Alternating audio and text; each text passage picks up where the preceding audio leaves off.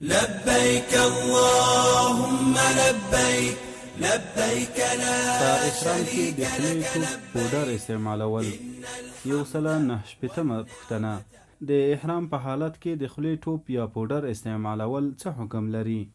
ځواب: که په دغه ټوپ یا پودرو کې د خوشبويي اجزا د پاکوالي تر اجزاو لږ وي، په اور باندې پاخه شوي نه وي او خوشبويي ولري، استعمال یې مکروه دی، خو شی نه لازمیږي.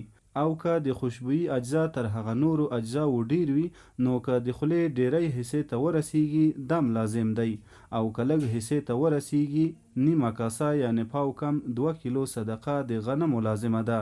که څه هم خوشبويي نه معلومیږي، ښه خبره دا ده چې د ټوپ او پودرو پر ځای مسواک استعمال شي. د مسواک فضیلت به هم حاصل شي، د کراهیت او دم څخه به هم خلاص وي.